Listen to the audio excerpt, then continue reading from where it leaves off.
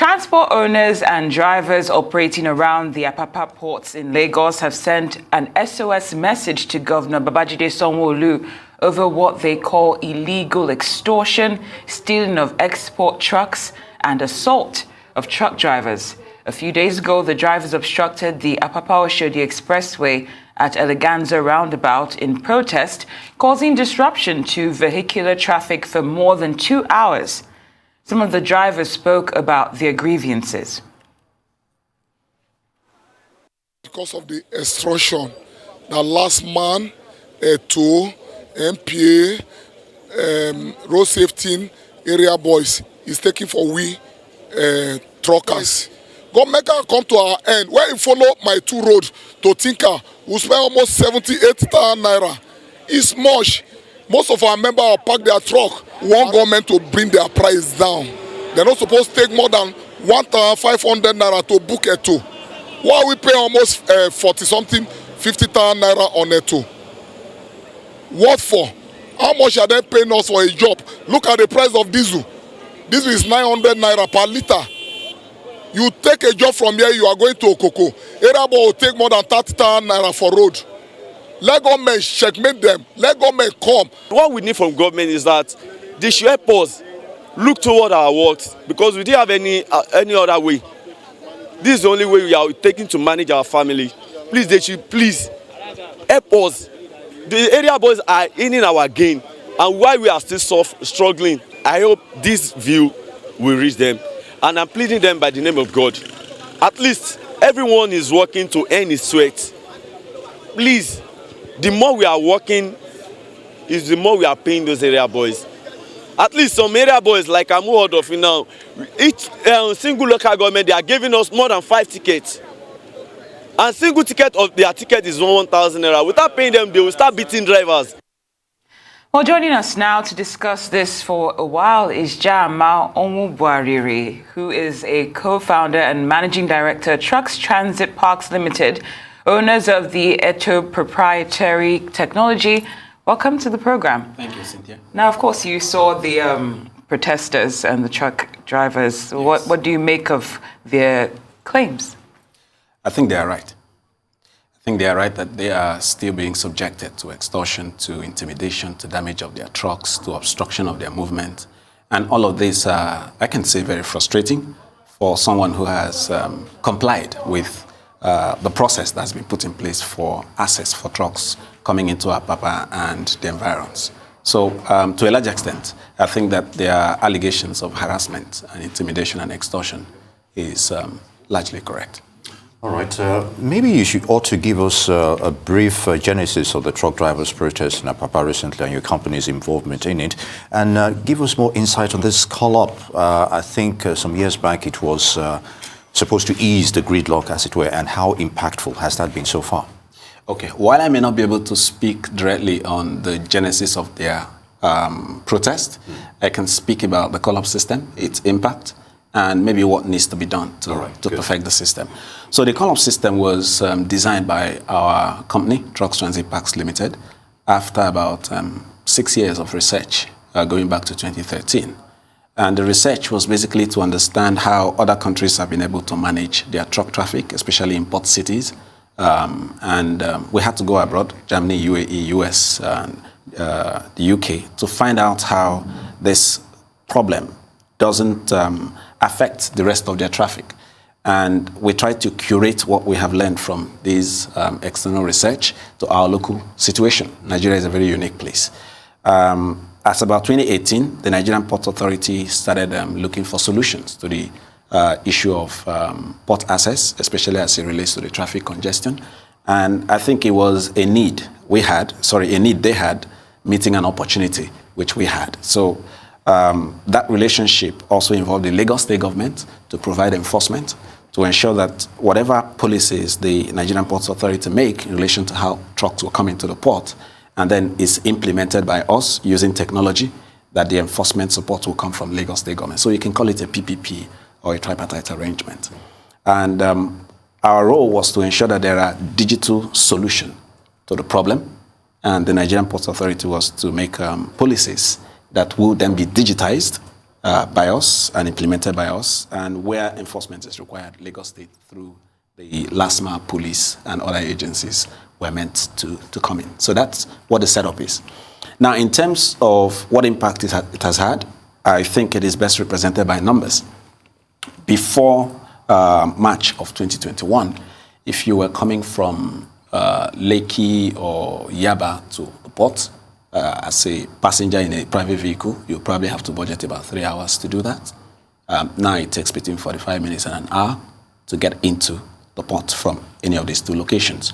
You would also notice back then that you have truck traffic trailing back up to Nipanu, sometimes Surulere. And if you're familiar with this environment, you would notice that the traffic gets up all the way there. Now, that traffic is reduced to just the wharf road, especially from AG Leventis, which is about 1.5 to 2 kilometers to the port. And in terms of cost of the haulage of goods out of the port, people were paying as much as $1,600,000 before March of 2021. Now that cost is about $400,000 to $350,000. So these are the numbers that show to what extent the call-up system has impacted not just traffic, but also the general economy. And we did an interview of the port users recently.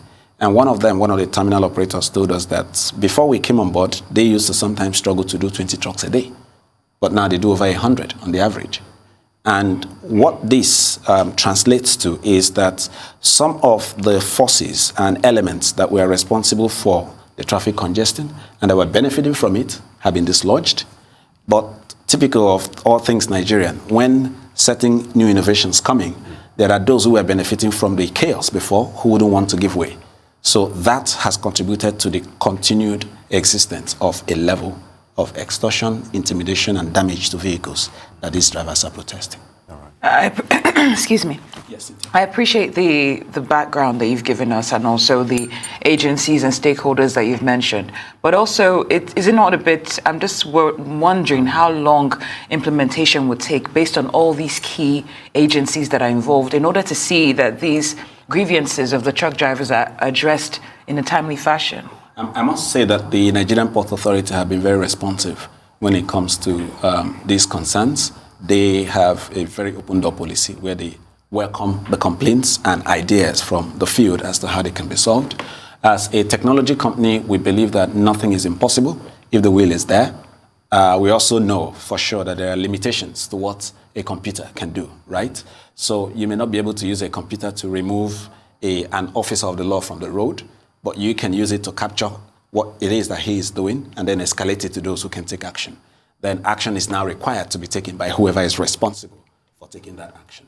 But it's an ongoing conversation. We are constantly in touch with both the drivers themselves. We even have a committee made up of transporters who advise us from time to time as to the challenges they are having.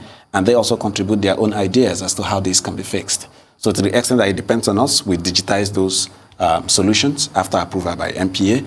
And we then require the Lagos State government, where necessary, to bring in the necessary enforcement. So we are capturing not just the complaints, but also solutions we believe can be digitized to solve it. And then we are trying to ensure that those complaints are properly channeled to the right authority, who then requires to take action to deal with them. You know, I'm so sorry. You mentioned the Nigerian Ports Authority has this open door policy, but yes. How open can it be if they had to resort to, staging a protest and causing non-vehicular movement for 2 hours? So is this more, nominal than literal in the end? Okay, Cynthia, you will appreciate that in a tripartite arrangement, everybody have their roles and responsibilities. Mm-hmm. And there are limitations to what one partner can do if it is really the responsibility of another partner.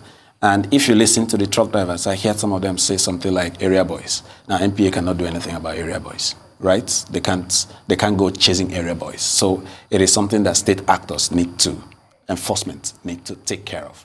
And if there are challenges, either political or logistic, to dislodging these area boys, that would impact the efficiency of the system that has been put in place, irrespective of how efficiently any other partner has performed their roles. It's been said that this system is a bit expensive, and I want us to also touch on specifics regarding the 5,000 naira demurrage. What exactly is that for? Okay. Before we talk of what it is now, let's talk about what it was before. Indeed. Yes, before March of 2021, if you have a 40-foot container that you want to bring into the port or any of the warehouses within Apapa, you will most likely pay between 250,000, sometimes to 300,000, informally. So this payment is not going to any government pocket, it's not going to any TSA, it's simply going to a network, an extortion network, right? So you need to know somebody who will get to the people who will give you access. And so there's that distribution of the money that you pay. And there's no guarantee that even after paying this money, you get to the final turn back point. If something happens, you could be turned back, and then you go back to the back of the queue. What we've done now is to remove that necessity for you to have to grease anybody's palm before you can access this control location. Now, depending on what resources or what facilities you have, if, for instance, you have your own park, and the park is authorized or licensed to be on the network of the call-up system, you could pay as little as 10,000 to access the port. If you don't have any of your own facility and you have to use third-party facilities, depending on the distance from where you're coming from to the port, you could use a minimum of 2 facilities before you get to the port. So that can take you to about 20,000. Now, if it happens that the particular business you're coming to do is not one that, so there are different categories, right? So it could be you're returning an empty container, or you are bringing an export container into the port, or you are a flatbed that is going to evacuate cargo from the port. So depending on the category, you won't pay anything above 30,000.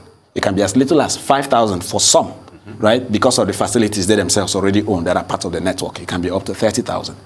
But what is the difference between 30,000 and 250,000 that the same truck would have paid a year and 3 months ago? So that is the difference between light and day of what they were experiencing and what it is now. And with this, you are guaranteed that within 2 to 3 days at the maximum, you'll be in the port. Something that used to take 2 weeks before today. Well, I'd love to go on that. And even just to add to that, it's been said that before the call-up, even the security forces have been accused of that extortion ring as well. But that's as much as we can take from Jama Onwubuariri, co-founder, managing director, Transit Parts Ltd. It's good to have you with us on the program. Thank you very much, Nia. Thank you very much, Cynthia. Thank you. Thank you.